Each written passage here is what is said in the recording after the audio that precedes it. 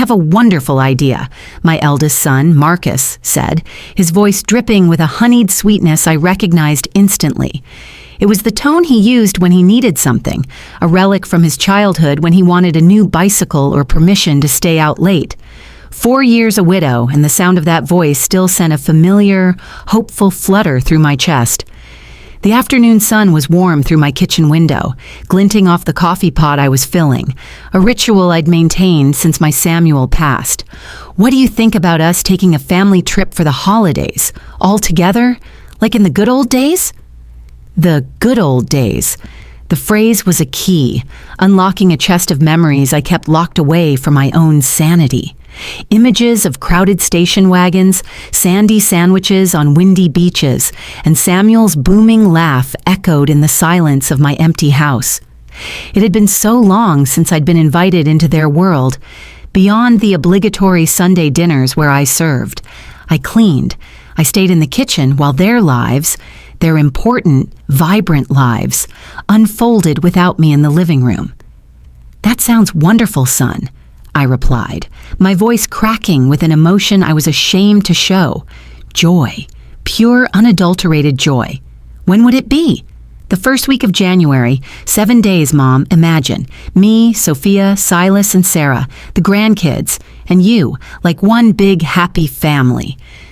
One big happy family. I could almost taste the salt air, feel the phantom weight of a grandchild on my lap. I saw it all, the shared meals, the laughter, the photographs. For a breathtaking moment, I wasn't just Margaret, the widow.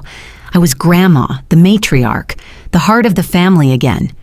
He paused, and I should have known. I should have heard the shift in the atmosphere, the subtle click of the trap being set. "There's just one small detail, Mom. The hotel requires a single person to make the reservation. Could you take care of it? We'll transfer you the money afterward." Of course. It was always like this. I was the name on the form, the signature on the line, the guarantor. The paperwork was my domain, while the fun was theirs. But this time, the bitterness didn't come. This time, it felt like a sacred trust. "Of course, son. You can count on me." That same afternoon, I called the Golden Palms Hotel. The receptionist's voice was kind and professional. I puffed out my chest, feeling a strange, new importance. "I'd like to make a reservation for 12 people, I said, my heart hammering against my ribs. "Perfect, ma'am." "For what dates?" "From January 2nd to the 9th. I heard the clicking of her keyboard. "All right, that would be 5 family suites. All inclusive. The total would be $4,200. The number hung in the air between us, a physical weight that stole the breath from my lungs. $4,200. My pension was $800 a month. I had $800 to my name, saved over 8 long months of selling my peach pies, and apple crisps in the town square every Sunday, stashing coin after coin in the old cookie tin I hid behind the canned beans. "Ma'am, are you there?" Yes, I'm sorry. "Can I confirm the reservation and pay later?" "We need a 50% deposit to confirm, ma'am, $2,100. I don't remember hanging up. I just remember standing there in my quiet kitchen, the hum of the refrigerator suddenly deafening. $2,100. It was an impossibility. That night, I sat in my rocking chair, the one Samuel had built for me, and I calculated and recalculated until the numbers blurred. I had $50 in cash, a meager savings for a true emergency, and my wedding ring, the ring. A simple band with a small diamond that Samuel had worked double shifts for 6 months to afford. 42 years it had been on my finger. It caught the light from the lamppost outside my window, and for a moment I saw his face, his proud smile when he'd finally slipped it onto my hand. "For my Margaret," he'd whispered, "a diamond for my diamond." The next day, I walked into the downtown jewelry store, the bell above the door a death knell. Mr. Jenkins, his own hands now gnarled with age, looked up from his work.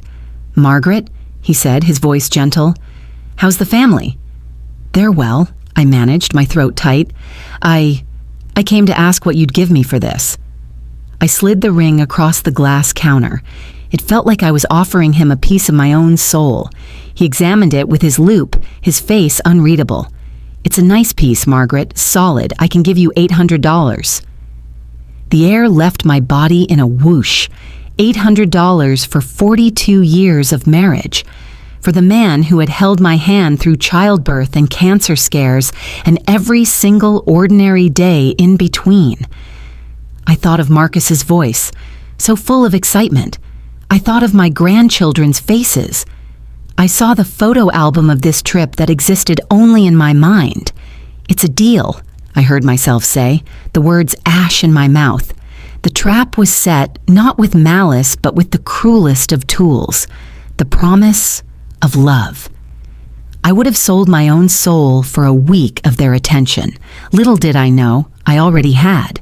With the money from my ring and my pitiful savings, I called the hotel and paid the deposit. The reservation was confirmed in my name, my credit card the guarantee. 5 family suites, 12 people, 7 days, all inclusive. The following weeks were a blur of determined sacrifice. Every Sunday, I was in the town square before dawn, my pies lined up like little soldiers. I took in sewing jobs from neighbors, mending torn hems and taking in waistbands. My house grew colder as I turned down the heat. I ate beans and rice, walking everywhere to save bus fare. Every dollar saved was a brick in the foundation of this perfect family memory. And my sons? They called, their voices full of a casual excitement that should have been my first clue. "Everything set, Mom?" Silas would ask. "We're so looking forward to it." But when I gently broached the subject of the final payment, the response was always the same. "We'll figure it out later, Mom. The important thing is we're all together." The night before the trip, I made the final payment on my credit card, another $2,100, my wedding ring, all my savings, and now a mountain of debt. I looked at my packed suitcase, my best dresses, my mother's pearl necklace. It was worth it. It had to be worth it. The morning of the trip, I felt like a girl. I put on my light blue dress, the one Silas once said made me look young. I applied a little makeup, my hands trembling with anticipation. Marcus was late picking me up. 7:30 a.m., his horn blared from the street. I grabbed my suitcase and walked out, a smile plastered on my face that I feared made me look desperate. In the passenger seat, my daughter-in-law, Sophia, was glued to her phone. In the back, my youngest grandkids were absorbed in a tablet. "Good morning, family," I chirped as I slid in. The kids mumbled a distracted, "Hi, Grandma." Sophia didn't look up. "Morning," she muttered into her screen. The 3-hour drive was a study in isolation. I tried. I tried. "Is work going well, Marcus? Are the kids excited for the beach? Sophia, did you pack sunscreen?" The answers were monosyllabic ghosts of conversation. A yes, a fine, a non-committal hum. Sophia giggled at her phone, a private exclusionary sound. "Something funny?" I asked, my voice too bright. "Just my friend's group chat," she said, not tearing her eyes away. "Things you wouldn't understand." The words were a physical slap. I fell silent, turning to the window, watching my country fly by. I thought of the pies, the cold house, the empty space on my finger where my ring used to be. I clutched my purse tighter, feeling the weight of my credit card inside, the one that had purchased this silence. When we arrived at the hotel, my breath caught. It was more beautiful than the pictures. Palm trees swayed, fountains danced, the ocean roared in the distance. "What a beautiful place!" I exclaimed, my heart swelling, the hurt of the drive momentarily forgotten. "I can't believe we're here." The kids spilled out of the car, running toward the entrance. Marcus and Sophia started unloading bags. Then the second car arrived with Silas, Sarah, and the rest. My 17-year-old granddaughter, Mia, was the only one who broke away to hug me. "Grandma, this is incredible," she said, her eyes shining. Finally, a shared joy. "I know, honey, it's going to be a wonderful week." We trooped into the grand lobby, all marble and crystal. I marched to the reception desk, the general of this happy campaign. "Good morning. I have a reservation under Margaret Smith." The receptionist smiled. "Of course, Mrs. Smith. We were expecting you. 5 family suites, 7 nights, all inclusive for 12. Everything is in order." As she explained the amenities, I heard whispering behind me. "5 suites?" Silas murmured to Marcus. "I thought it would be simpler." "Mom organized everything," Marcus replied. "We'll figure out the costs later." Later. The word was beginning to sound like a threat. The receptionist handed me 5 elegant keychains. "Your suites are on the 3rd floor, all with ocean views. Enjoy your stay." "How wonderful," I beamed, turning around to distribute the keys to begin our adventure. The lobby was empty. My family was gone. Only Mia remained, shifting her weight from foot to foot, a strange, pained expression on her young face. "Where did everyone go?" I asked, my stomach plummeting. "They went to the elevators," she said softly, biting her lip. "Dad said they'd get settled and we'd meet up later." Without me. Without the keys. "Mia," I said, my voice trembling, "what is going on here?" She sighed, a sound too heavy for a girl her age, and pulled out her phone. "Grandma, there's something you need to see. They're in a group chat called Drama-Free Vacation." The name of the group chat was the final twisting knife, Drama-Free Vacation. And in that single vicious phrase, I understood. I was the drama. My love, my hope, my very presence was the burden they were so eager to be free of. My legs felt weak. "What do you mean they didn't want me to come? Marcus invited me. He asked me to organize everything." Mia's hands trembled as she showed me her phone.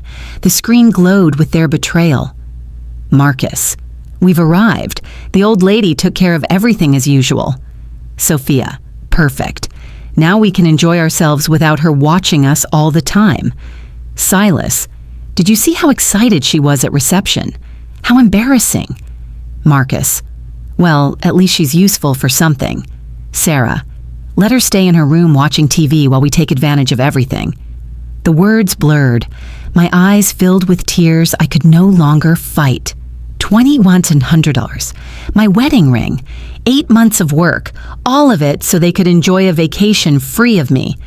"Grandma," Mia's voice was distant, watery. "Are you okay?" No, I was not okay. I was a fool. A useful, pathetic fool. I stood there in that opulent hallway, the 5 keys cold and heavy in my hand, each one a monument to my own naivete. I closed my eyes, and instead of Samuel's face, I saw the jeweler's safe where my ring now resided. I saw the endless Sundays at the pie stall. I saw the cold, dark rooms of my own house. The messages kept coming on Mia's phone. "Sophia, I hope she doesn't get all pushy about family dinners." "Marcus, don't worry. If she gets too annoying, we'll just tell her she looks tired and should go rest. For 40 years, I had loved them. I had wiped their tears, celebrated their triumphs, and softened their failures. I had sold the last tangible piece of my love for Samuel to give them this. And this was their gratitude. This was how they saw me. A burden, an embarrassment, a useful idiot. "Mia," I said, my voice strangely calm, a flat lake after a hurricane. "How long has this group chat existed?" She scrolled up, her face a mask of pity. Since Uncle Marcus suggested the trip." She showed me the screen. There it was in digital stone. Group created on December 12th by Marcus Smith. The same day. The very same day he had called me with his sweet, lying voice. I kept reading, each message a fresh wound. "Marcus, I already talked to Mom. She fell for the whole story. She's sure she'll be able to organize it." "Silas, you know how she is with technology. It doesn't matter. If she messes up, we'll fix it. The important thing is, she pays." "Sophia, great. A free vacation with no family drama. Just so we're clear, no all-together activities. Everyone for themselves." But it was the final messages that revealed the true depth of their conspiracy. "Silas, did you confirm the hotel allows changes to the reservation?" Marcus. Yeah, since it's under Mom's name, she can make changes. Sophia. Perfect. Tomorrow we'll convince her to transfer the rooms to our names, and on the last day we'll tell her there was a billing error and the hotel needs someone else to take care of the payment. There it was. The masterstroke. Not only would they exile me emotionally during the trip, but they would also leave me holding the entire bag of debt at the end. They had used me as their unwitting financier, their patsy. Grandma? Mia whispered, her hand on my arm. What are you going to do? The question echoed in the hollowed-out cavern of my heart. What was I going to do? The old Margaret would have crumbled. She would have swallowed the humiliation, smiled through the pain, and spent the weeks sequestered in her room, a ghost in the paradise she had bought. But that woman was gone. She had been dismantled piece by piece with every cruel message, every mocking laugh. The woman standing here now, holding these keys, was someone new, someone who had nothing left to lose. I looked at Mia, my only ally in this den of wolves. I don't know yet, honey, I said, wiping my tears with a firm hand, but I'm not going to stand here and cry. The game was afoot, and they had no idea that the quiet, unassuming player they had taken for granted was about to change all the rules. Mia and I walked to my suite in a silence that was thick with everything left unsaid.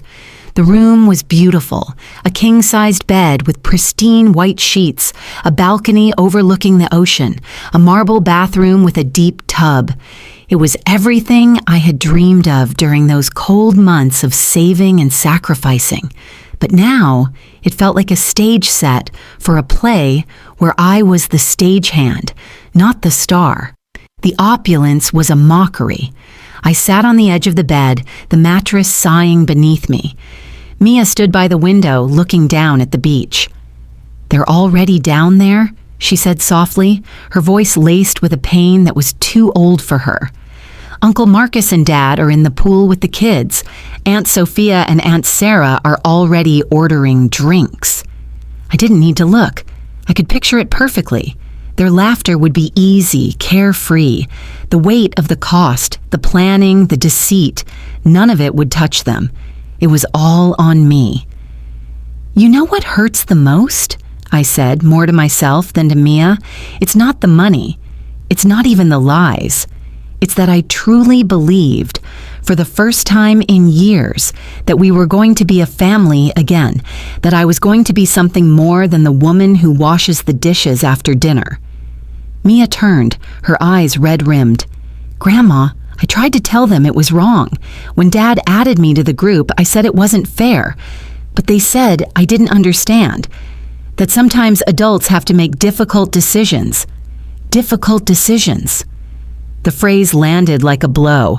That's what I was to my own children, a difficult decision, a problem to be managed, a cost to be circumvented.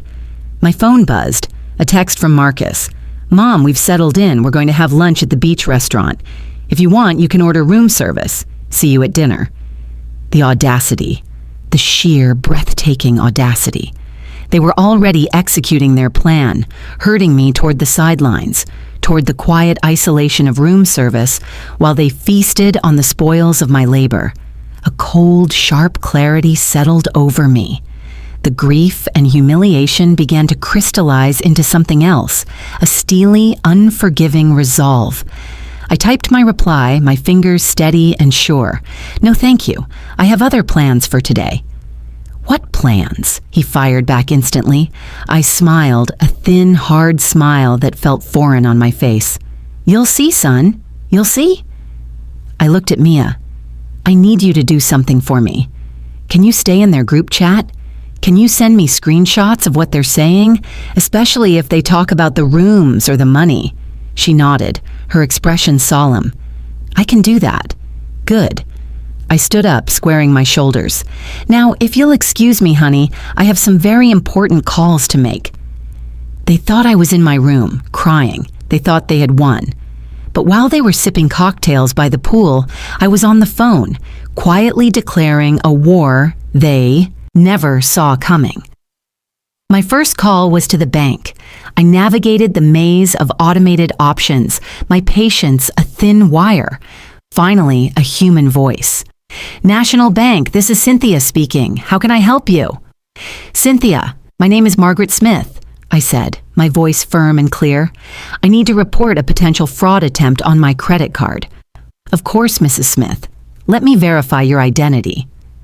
After confirming my details, I laid it out, choosing my words with the precision of a lawyer. I have reason to believe that family members are planning to fraudulently dispute legitimate charges I made on my card, a hotel reservation for $4,200 that I personally authorized and paid for. I understand your concern, Cynthia replied, her tone shifting to one of professional gravity. Do you have any evidence of this? I have all the reservation documents, payment confirmations, and a witness who overheard the planning of this dispute. There was a pause as she typed. I'm placing a protective note on your account, Mrs. Smith. If anyone tries to dispute these charges, it will trigger an automatic investigation, requiring substantial evidence of actual fraud. The charges will remain valid until proven otherwise. I'm also emailing you a form to document this potential family fraud attempt. Thank you, Cynthia. Thank you very much. I hung up, my hand trembling slightly, but not from fear, from power. The first line of defense was in place. Next, I called the hotel reception. Good afternoon. Could I please speak with the manager? A few minutes later, a calm, authoritative voice came on the line. Mrs. Smith, I'm Miguel Anderson, the hotel manager. How can I assist you? Mr. Anderson, I find myself in a delicate family situation, and I need to ensure certain information is officially registered. I explained succinctly and without hysterics that I had paid for the entire reservation as a gift, only to discover my family planned to enjoy the vacation while fraudulently disputing the charges. I understand perfectly, Mrs. Smith, he said, his voice imbued with a genuine empathy that nearly broke my composure. Unfortunately, this is not the first time we've encountered such situations. What would you like us to do? First, I need a written confirmation that I am the sole holder of this reservation and that I paid for everything voluntarily. Second, if anyone from my family attempts to make any changes without my physical presence and explicit consent, I want you to contact me immediately. Consider it done. I will have an official letter drawn up and instruct the front desk staff. Is there anything else? I took a deep breath. This was the big one. Yes. Would it be possible to schedule a meeting with you for tomorrow morning? I believe I may need to make some significant changes to the reservation. Of course. Is 9 a.m. suitable? Perfect. I was no longer just a grandmother. I was a strategist, and my next move was to call in the big guns. I was about to teach my sons a lesson in consequences that no university could ever provide. My third call was the one that made it all real. I found the number for Mr. Jenkins, not the jeweler, but Samuel's old lawyer, a man who had handled our will and the quiet, orderly transfer of assets after my husband's death. Jenkins and Associates, the efficient young voice answered. Good afternoon. Is Mr. Jenkins available? This is Margaret Smith. One moment, Mrs. Smith. A minute later, the familiar gravelly voice of Charles Jenkins filled my ear. Margaret, it's good to hear from you. Is everything all right? No, Charles, I said, and for the first time, my voice wavered. Nothing is all right. I need urgent legal advice. I told him everything. The fake invitation, the secret group chat, the plan for the fraudulent dispute, the sale of my wedding ring. I held nothing back. He listened in a silence that was more powerful than any outburst. When I finished, he let out a long, low whistle. Margaret, this is profoundly serious. What your children are planning constitutes financial fraud, and using deceit to obtain financial benefits from a senior? That's elder abuse. It's a federal offense. The term elder abuse landed like a physical weight in my stomach. It was such a cold, clinical term for the hot, personal betrayal I was feeling. What can I do? I whispered. You've started correctly with the bank. Now, I'm going to email you a document. I want you to sign it and have it notarized. It's a sworn affidavit stating that you voluntarily paid for all trip expenses. Does the hotel have a notary? I'll find out. Good. Now, Margaret, I have to ask you a difficult question. He paused. Do you want to take legal action against your children? The question hung in the air, monstrous and unthinkable. Sue Marcus, Sue Silas, the babies I had rocked to sleep, the young men I had cheered at graduations. I don't know, Charles, I stammered. I just want them to stop. I want to be free of their scheming. I understand, but you need to know your options. You can sue for fraud. You can change your will. You can take definitive steps to protect your assets from them. Think about it. I promised I would, and we hung up. I sat in the ensuing silence, the hum of the minibar the only sound. The sun was beginning to set, painting the room in hues of orange and gold. Outside, I could hear the happy shrieks of my family returning from the beach. Their laughter was a weapon now. At 6:30 p.m., there was a knock on my door. Not a friendly tap, but a firm, impatient rap. I opened it to find Marcus. His smile was strained. Hey, Mom, how was your afternoon? Very productive, son. Productive? His smile tightened. What did you do? Important calls, paperwork, adult stuff. I watched his face closely, seeing the flicker of unease in his eyes. Mom, speaking of paperwork, he began, slipping into that placating tone I knew so well. Diego and I were thinking it might be easier if we handled some of the hotel details, so you don't have to worry about anything.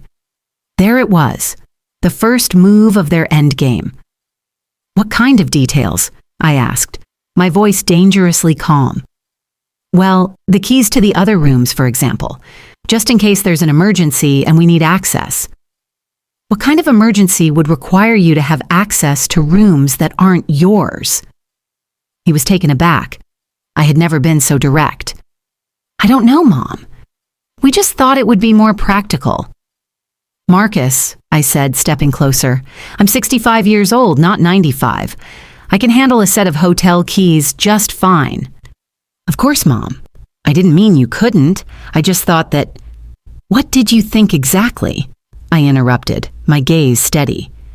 He floundered, searching for a lie that wouldn't sound like a lie. Nothing. Mom, forget it. Are you coming to dinner? Of course, I said, picking up my purse. It's my money paying for that dinner, isn't it? The color drained from his face. Your money? Whose money else would it be, Mom? That's my question, Marcus. Did we ever agree this would be a shared expense? Mom, I don't understand why you're asking these questions all of a sudden. I walked past him to the door. Let's go to dinner, son. I'm hungry. The meal was a study in surreal tension. I watched them. I watched how they ordered the most expensive items on the menu, how they laughed a little too loudly, how their eyes darted toward me and then away. They were performing their idea of a normal family dinner, but the script was fraying. I saw Mia picking at her food, watching me with a mixture of fear and awe. Later, after they had all retreated to their rooms, my rooms, Mia slipped into my suite. Grandma, what's happening? Dad was acting so strange at dinner. He was strange because his plan is unraveling and he doesn't know why. I told her about the bank, the manager, the lawyer, about the meeting I had scheduled for the morning. Her eyes widened. Are you going to cancel the trip? No, honey, I said, and for the first time I felt a genuine, unforced smile touch my lips. I'm going to do something much better. What? I'm going to give them exactly what they deserve. That night I didn't sleep. I sat on my balcony watching the moon paint a silver path on the ocean. I wasn't planning revenge. I was planning my emancipation. And when the sun rose, it would rise on a new Margaret, a woman they had created but would no longer recognize. I was awake at 5 a.m., not from anxiety, but from a cold, focused energy. I showered, and then I put on my armor. The navy blue suit I'd bought for Samuel's funeral but had never worn, saving it for an occasion important enough. This was it. At 6:30 a.m., I was in the near-empty restaurant sipping coffee and reviewing the documents Charles Jenkins had emailed me. At 8:45, I saw Miguel Anderson enter. He was a handsome man in his 40s, with the calm authority of someone who had seen everything. "Mrs. Smith," he said, approaching my table. "Good morning. Did you sleep well?" "Very well, thank you. Miguel, could we move our meeting up? There are things I'd like to discuss before my family wakes up." "Of course. Shall we adjourn to my office?" His office was elegant, with a stunning view of the gardens. He offered me coffee, which I accepted, my hand steady as I took the cup. "Miguel," I began, placing the folder of documents on his desk, "I've decided to make changes to the reservation, significant ones. I am here to facilitate your wishes, Mrs. Smith. I want to cancel 4 of the 5 suites." He didn't even blink. "Which ones would you like to keep?" I slid my notebook across the desk. "I'm keeping 303. Cancel 301, 302, 304, and 305. "Understood. And when would you like these cancellations to take effect?" "Today, but I want it executed in stages. First, at 10 a.m. sharp, I want you to deactivate the key cards for those 4 rooms. Then, at 11 a.m., I want your staff to go to those suites and inform the guests they must vacate by noon due to changes made by the reservation holder." Miguel took meticulous notes. "Are there any specific instructions for my staff?" "Yes. They are to explain clearly that this is a personal decision by the person who paid for the reservation. It is not a hotel error. If they ask for me, I will be available in my suite, but only for civil conversation. If there is shouting, threats, or any disrespect toward your employees, you have my full permission to call security." He finished writing and looked at me, a flicker of something. Respect? Admiration? In his eyes. "Mrs. Smith, if I may ask, what led you to this? Do you have a family, Miguel?" "Yes, a wife and 2 young boys. Would you do anything for them?" "Without hesitation." "And what if they betrayed you? What if you discovered they were using you, that they were embarrassed by you, that they saw you as nothing more than a walking wallet?" He was silent for a long moment. "I think I understand. This isn't about sadness, Miguel. This is about liberation." I signed the documents he provided. He called the hotel notary, and within minutes, everything was official, ironclad. "One last thing, Miguel. Could you please have a taxi ready for 12:30? "For how many?" 2, myself and my granddaughter, Mia.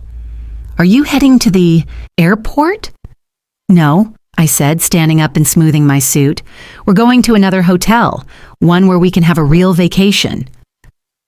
When I returned to my room, it was 9:30.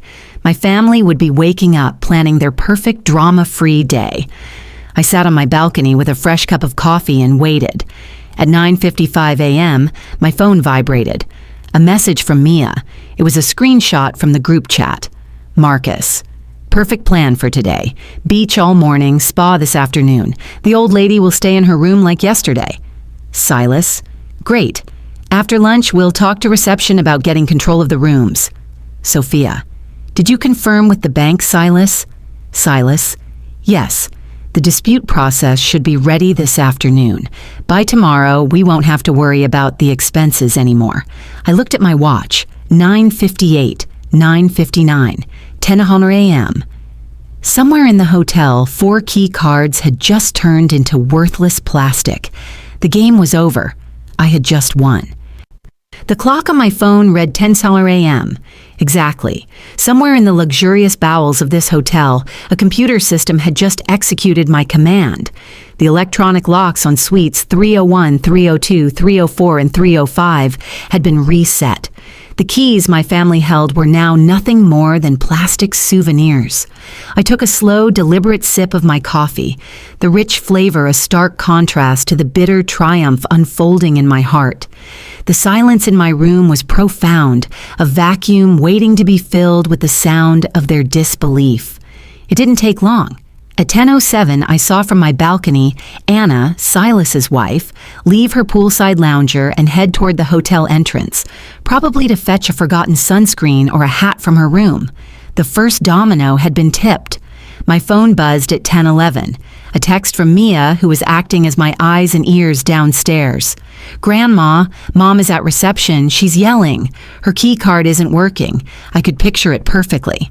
Sophia, with her sense of entitled indignation, demanding service, her voice sharp enough to cut glass. I didn't reply, I just watched and waited. Another message 3 minutes later. Now they're all there. Dad and Uncle Marcus look really angry. The receptionist is talking to them, but I can't hear what she's saying. Good. Let them congregate. Let them feel the first stirrings of collective panic. At 10:20, my phone rang.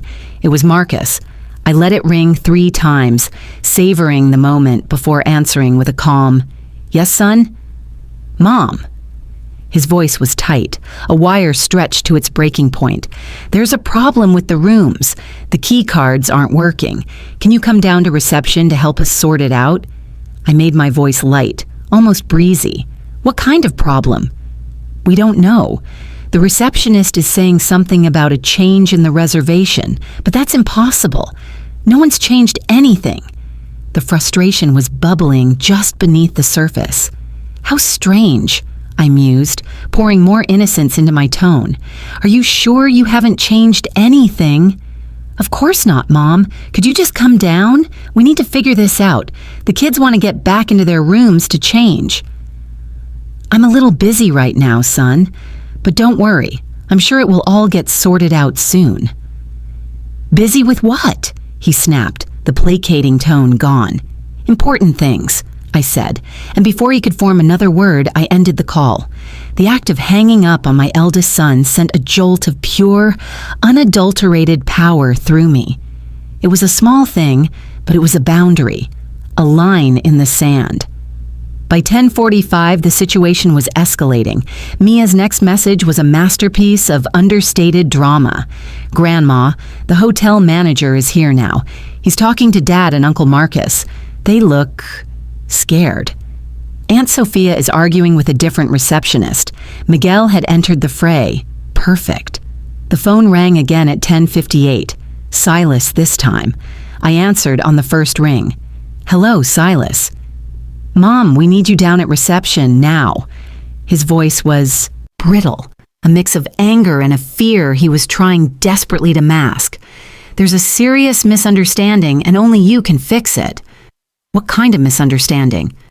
"The hotel. They're saying you canceled our rooms." He forced a laugh, a hollow, pathetic sound. "That's ridiculous, right? Tell them it's a mistake." "Why would it be ridiculous, Silas?" There was a beat of stunned silence. "What do you mean, why?" "Because there's no reason for you to cancel our rooms." "There isn't." I let the question hang in the air, a poisonous cloud between us. Another silence, longer this time. I could almost hear the gears grinding in his head, the dreadful dawning comprehension. "Mom," he said, his voice dropping to a whisper, "what is going on?" "I'm sure Miguel explained it to you very well." "Miguel, you know the manager?" "Of course. We had a very productive meeting this morning." The silence on the other end was now absolute, a void. When he spoke again, the anger was gone, replaced by a stunned, horrified realization. "Mom, you canceled our rooms." "Yes. Why?" "Because I can." And I hung up. For a lifetime, my voice had been the background noise of their lives, a comforting hum they could tune out. Now, with 2 words, I had made it a thunderclap. Because I can. It was the truth they never thought I'd wield. At exactly 11 South a.m., I saw them from my balcony.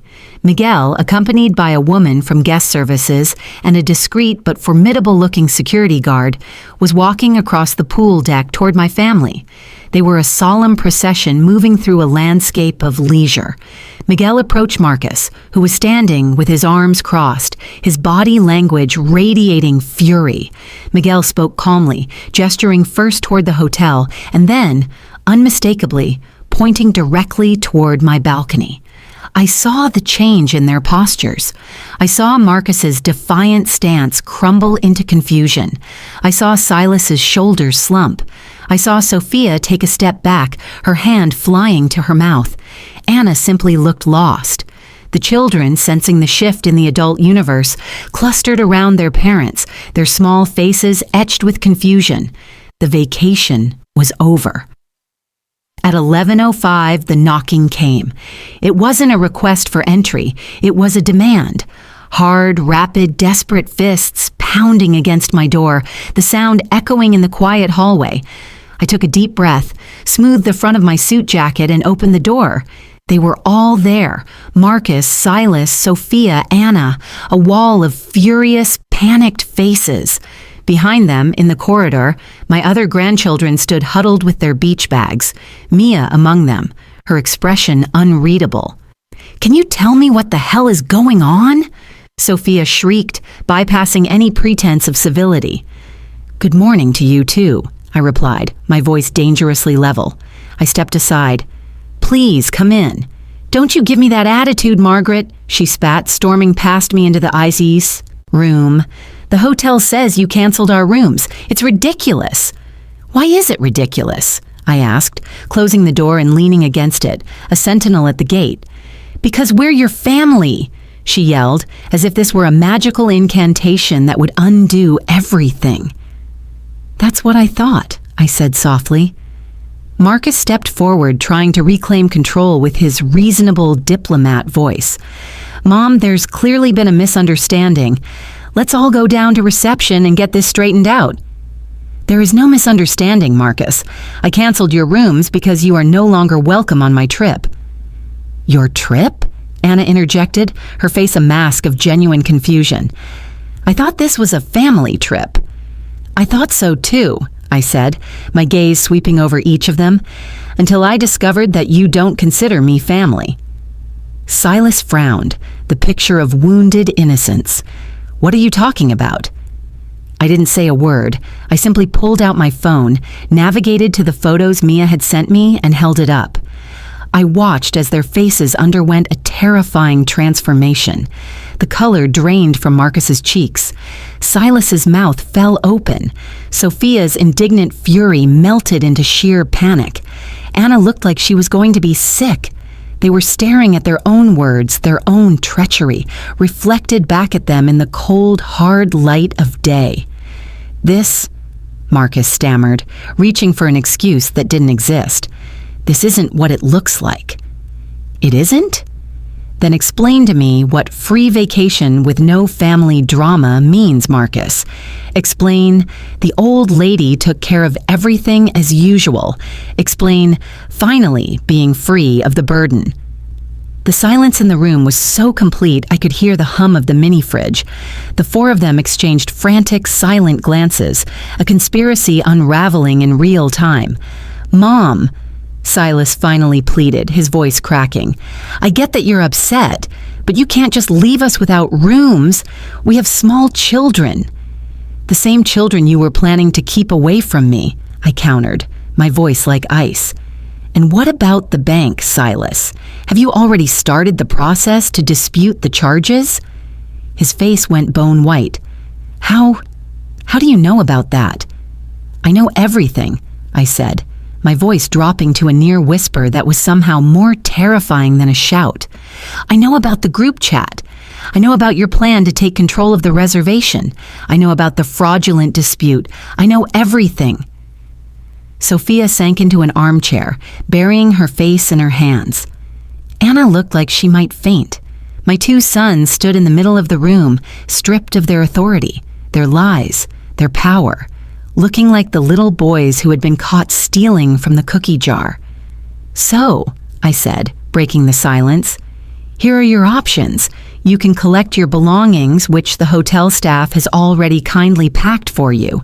You can call a taxi, and you can go find another hotel where you can pay for your own vacation." "Or what?" Marcus asked, a last desperate spark of defiance in his eyes. I smiled. "Oh, nothing. That's your only option." "You can't do this," Sophia yelled, jumping to her feet. "We're your family. You can't just abandon us." I looked directly at her, at the woman who had spent years tolerating me with thin-lipped smiles, who had whispered about me to my own sons. "Sophia," I said, my voice calm and clear as cut glass, "who abandoned whom first?" And in her eyes I saw it, the flicker of knowing, the understanding that the game was up. The war was over and they had lost before they even knew they were in a battle. The silence that followed was the loudest sound I have ever heard. It was the sound of a lifetime of assumptions shattering. They had built their world on the premise that I would always be there, forever forgiving, forever funding. I had just collapsed the entire foundation. The silence was devastating. The air conditioner hummed. From the hallway I could hear the muffled voices of other, happier guests. But in my suite, the quiet had a weight, a density that was suffocating. Marcus was the first to try and rally. "Mom, this is insane. You can't be serious. Do I look like I'm joking? But the kids, what are the grandchildren going to think?" For the first time, a genuine pang of sorrow pierced my armor. The children, the innocent casualties in this adult war. The grandchildren are going to learn that their parents made very poor choices, and now they have to face the consequences. "You're destroying this family," Anna cried, tears finally streaming down her cheeks. "No, Anna," I said, my voice weary but firm. "This family destroyed itself the moment you decided I was an obstacle instead of a member." Silas came toward me, his hands outstretched in a gesture of supplication. "Mom, please. I know we made mistakes, big ones, but we can fix this. We can talk about this now." "You want to talk? Now? After months of planning this deception? After you sold my love and my trust for a week at the beach?" "It wasn't months," Marcus mumbled, a pathetic attempt at minimization. "No? The group chat was created the same day you called me, Marcus. The same day." I watched him deflate completely. There was no ground left for him to stand on.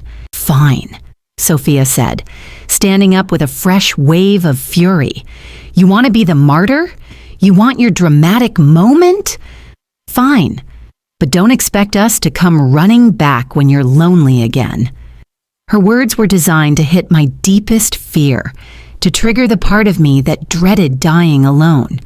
But the words had no power over me anymore. The fear had been burned away in the fire of their betrayal. "Sophia," I said, walking to the door and pulling it open, "I would rather be alone for the rest of my life than spend another minute in the company of people who despise me." "We don't despise you," Silas exclaimed, his voice breaking. "No? Then explain getting rid of the burden. Explain the last day we have to pretend." He opened his mouth, but no sound came out. The evidence was incontrovertible. At that moment, Mia appeared in the doorway. She had been waiting in the hall with the other grandchildren, her face pale and strained. "What's going on?" she asked in a small, frightened voice. "The little ones don't understand why we have to leave." My heart, which I thought had turned to stone, cracked a little. These children, my grandchildren, they were the true, heartbreaking cost of this. "Mia," I said softly, "come here." She came to me and I took her hands. "Honey, your parents and I have some very serious differences. They are going to have to leave the hotel." "But why, Grandma?" I looked at Silas, her father. I wondered if he would finally find the courage to tell his daughter the truth. "Why?" Silas said, his voice a hollow echo. "Because Dad made some very big mistakes." Mia looked from her father's broken face to mine, and in her young eyes I saw a comprehension that was far beyond her years. "Does it have to do with the group chat?" The room froze. Anna whirled to face her daughter. "What do you know about that?" "I know everything, Mom," Mia said, her voice gaining strength, laced with a disappointment that was heartbreaking to witness. I know what you've all been saying about Grandma. I know you never wanted her to come. I know you only used her to pay for everything." The silence that followed was different. It wasn't the silence of denial anymore. It was the heavy, suffocating silence of shame. "Mia," Anna tried, her voice trembling. "Things aren't as simple as—" "Yes, they are."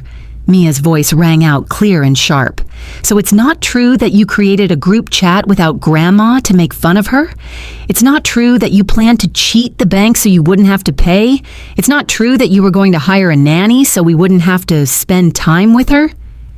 Each question was a hammer blow. I watched my children and daughters-in-law physically shrink under the weight of the truth, spoken aloud by their own child. "You hurt the only person who has always been there for us," Mia continued, tears now streaming down her face. "Grandma sold her wedding ring to pay for this trip. Did you know that? She sold Grandpa's ring so we could be here." Marcus slumped into a chair as if his legs had been cut from under him. "You sold your ring?" Silas looked physically ill. "You didn't know," I said, my voice flat, "because you never asked. You just assumed I was your endless, bottomless resource." Sophia, who had been quiet during Mia's devastating speech, finally found her voice. "Fine, we'll leave, but this isn't over." "Is that a threat?" I asked, my eyebrows rising. "It's a promise. You can't treat your family like this and expect there to be no consequences." "Sophia," I said, walking toward her until we were inches apart. "I didn't treat my family badly. My family treated me badly. What's happening now are the consequences of your actions, not mine." Marcus stood up. "Mom, please, is there any way to fix this? Can I what, Marcus?" I interrupted, my voice soft but unyielding. "Erase the messages you wrote? Cancel the fraudulent dispute you started? Give me back the respect you took? Are you apologizing because you're sorry or because you got caught?" He had no answer. His silence was the only confession I needed. "Exactly." At that moment, Miguel appeared at the open door. "Excuse the interruption, Mrs. Smith. The taxi for your family is ready." He looked at my children. "Your luggage is in the lobby. We can assist you in finding alternative accommodation if you wish." "Thank you, Miguel." "Taxi?" Anna asked, bewildered.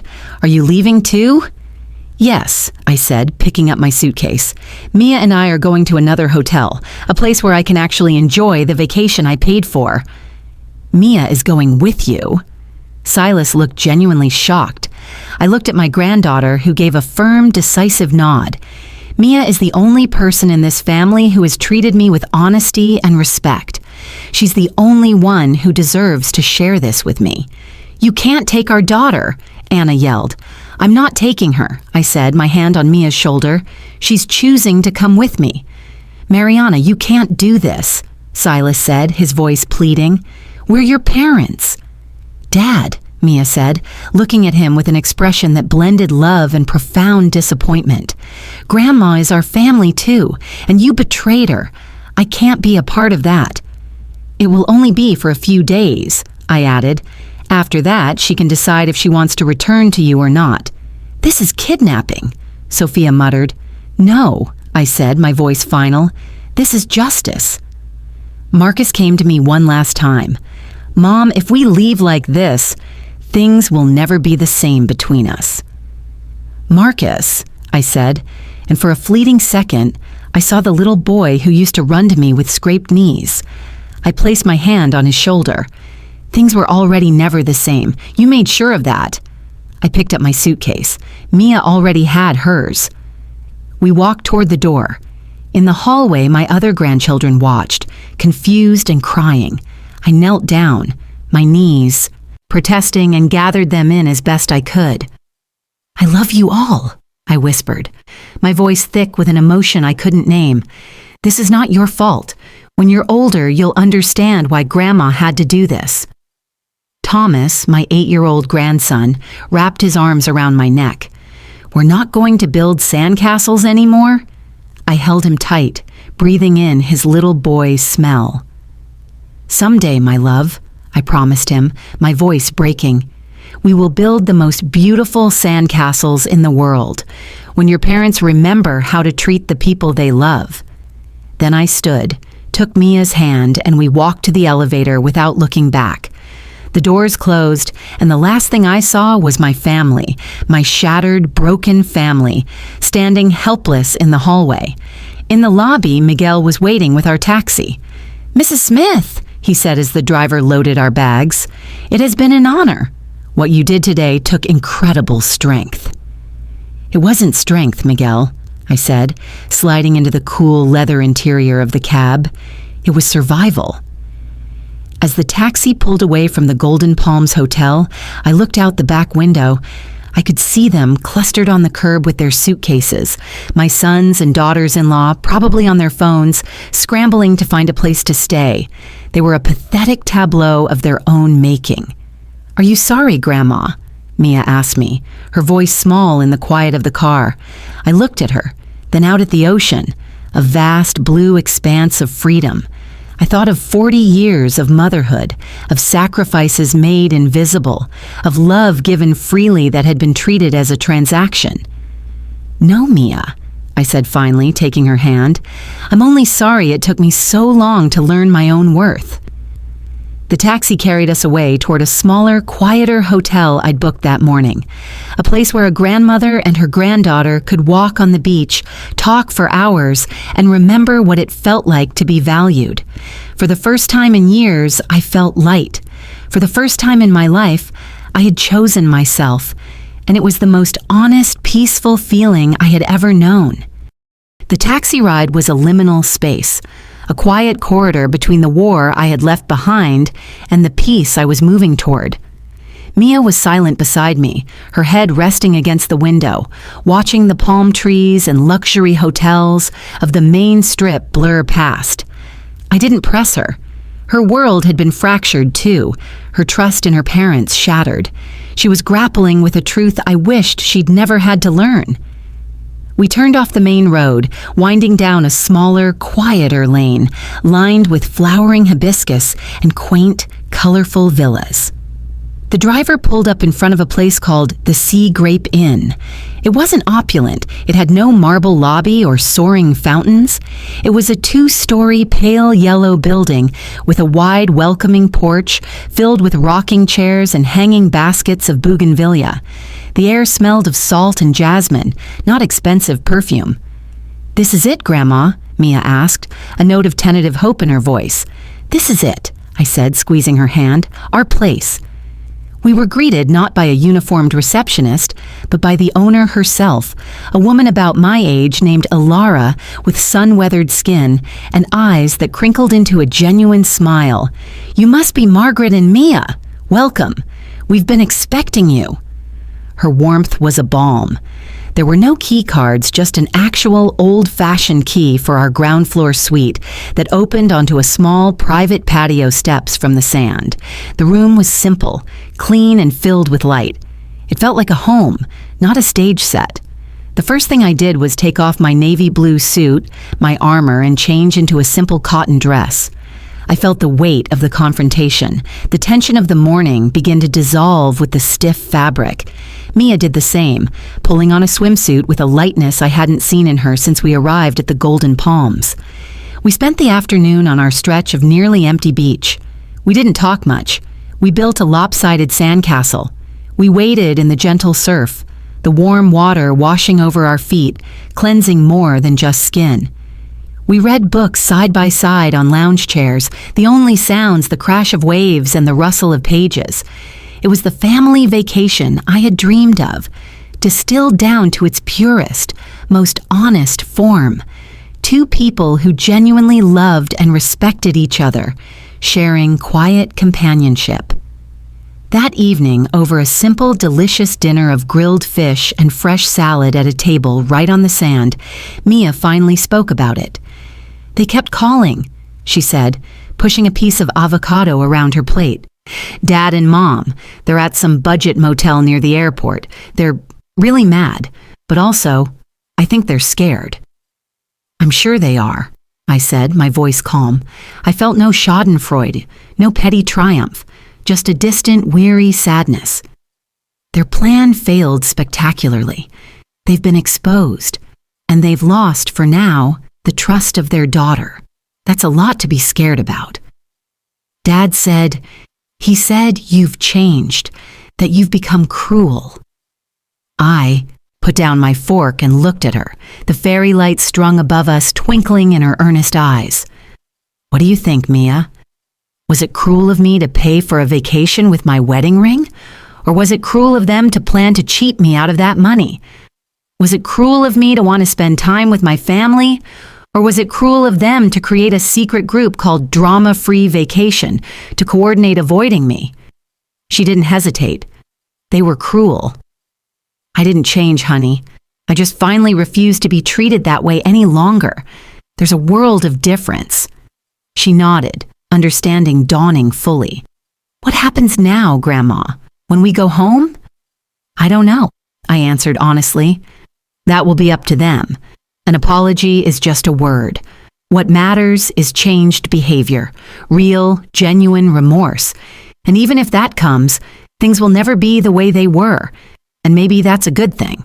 Maybe what we had wasn't healthy for anyone. My phone, which I had kept on silent, lit up with another call from Silas. I glanced at it, then turned it face down on the table. But that is a problem for another day, I said, my voice firm. This week is for you and me. No drama, the real kind. For the first time in 40 years, I was not a mother-in-law, or a grandmother on duty. I was just Margaret. And the silence that followed wasn't lonely. It was the most profound peace I had ever known. The next few days were a lesson in a different way of living. Alara, the innkeeper, joined us for coffee one morning, and we talked for hours about our lives, our losses, our hopes. I wasn't just the kids' grandma. I was Margaret, a person with her own stories. Mia and I took a sailing lesson, laughing hysterically as we fumbled with the ropes. We ate ice cream for lunch. We stayed up late watching old movies, and I told her stories about her grandfather that I hadn't thought of in years. The funny, tender, real stories, not the sanitized versions I told at family gatherings. I was present, fully, completely present. I wasn't worrying about what my children thought of me or trying to earn a place at a table where I was clearly not wanted. I was building a new table with Mia, and it was sturdy and strong. Midway through the week, my lawyer, Charles Jenkins, called. I took the call on the patio, watching the sunrise paint the sky in shades of rose and gold. Margaret, he began, his tone businesslike. I've received a letter from a lawyer representing Marcus and Silas. A cold knot tightened in my stomach. So, it had come to this. Go on. It's let's call it a strongly worded request. They are demanding you reverse the fraudulent cancellation of their hotel rooms and reimburse them for the cost of their alternative accommodations. They are also threatening to pursue legal action for emotional distress and, I quote, elder manipulation, if you do not comply. I actually laughed. A short, sharp sound that startled a seagull on the railing. Elder manipulation? The irony is breathtaking. Indeed, Charles said dryly, I have drafted a response. It outlines in precise legal detail the evidence we have. The group chat, screenshots, the bank's fraud protection note, the sworn affidavit from the hotel manager. It concludes by stating that if they wish to proceed with legal action, we will be filing countersuits for financial fraud, elder financial abuse, and intentional infliction of emotional distress. I am confident any judge would see this for what it is. I looked out at the ocean, vast and untamable. They were still trying to bully me. They still saw me as the problem to be solved, the obstacle to be removed. Send it, I said, my voice quiet but absolute. Margaret, are you sure? This will likely burn every bridge that remains. Charles, I said, those bridges were already ash. They just didn't know it. Send the letter. After I hung up, I felt a strange sense of finality. The line had been drawn, not in sand, but in legal concrete. There was no going back. And to my surprise, the primary emotion I felt was not sadness, but relief. They thought their lawyer's letter was a threat. They didn't understand it was a key sent to me by their own hands, unlocking the final chain that bound me to their toxicity. For the first time, I was completely, gloriously free. The rest of the week passed in a blissful, sun-drenched haze. Mia and I grew closer than ever. We talked about her college plans, her dreams, her fears. I was no longer just her grandmother. I was her confidant. We were allies forged in the fire of a shared betrayal. On our last evening, as we sat on the beach, watching the sun dip below the horizon, Mia turned to me. "I don't want to go back to them," she whispered, her voice thick with tears. "Not like this. I can't look at Dad the same way." "Hey," I said, putting my arm around her. "You listen to me. You will go back. Not for them, but for you. He is your father, and you love him. That love is real, even if his actions were not. What he did was wrong, but it does not erase the good father he has been to you. You can hold both of those truths at the same time." "Can I stay with you?" she asked, her voice small. "Anytime you want," I promised. "My door will always be open to you. But you don't run away from this. You go back, and you be brave. You look him in the eye and you tell him how he made you feel. You set your own boundaries. That is how you reclaim your power, not by running, but by standing your ground." She leaned her head on my shoulder and we sat in silence as the stars began to pepper the velvet sky. I had not just saved myself on this trip. I hoped I had helped arm my granddaughter for the battles she would face in her own life. The journey home was quiet, reflective. When the taxi dropped me off at my little house, it felt different. It wasn't just the place where I waited for my children to include me. It was my home, my sanctuary. Mia hugged me tightly on the doorstep before her parents, their faces stony and silent, pulled up to collect her. The look Silas gave me was a complex cocktail of fury, shame, and confusion. I met his gaze calmly, then turned and went inside without a word. The first thing I saw was the empty space on the shelf where the cookie tin used to be. I didn't feel a pang of loss. Instead, I felt a surge of purpose. I went to the phone and dialed a number. "Ilara, it's Margaret. I'm home. Listen, I was wondering, do you need any help at the inn during the high season? I make a mean peach pie and I'm excellent with guests." Her warm laugh came through the line. "Margaret, I'd be delighted. When can you start?" I smiled, looking around my quiet, peaceful home. "How about next week?" A month passed. The silence from my sons was deafening, but I filled it with the sound of my own life. I worked part-time at the Sea Grape Inn, telling Ilara I was now semi-retired in paradise. I made friends in the little coastal town. I continued to sell my pies, but now the money went into a savings account for my own adventures. Mia came to stay with me every other weekend. Our relationship was a bright, shining thread of truth in the tangled mess. Then, one rainy Tuesday afternoon, there was a knock on my door. I opened it to find Marcus and Silas standing on my porch, soaked and looking utterly broken. The bluster was gone. The lawyer's threats were gone. All that was left was the raw, unvarnished truth. "Mom," Marcus said, his voice ragged, Can we please come in?" I looked at them. My boys, now middle-aged men, brought low by their own greed. I saw the ghosts of the children I had loved so fiercely, and I knew that the real test of my newfound strength was not in shutting them out forever, but in deciding if, and on what terms, I could let them back in. I didn't smile. I didn't cry. I simply stepped aside and held the door open. "Come in," I said. "But understand, this is my house, and we will talk by my rules." They walked in, dripping on the welcome mat, and the door closed behind them. The past was over. Whatever came next, for better or worse, would be something new. And for the first time, I was no longer afraid of what that might be. I was the architect of my own life, and the foundation, finally, was solid.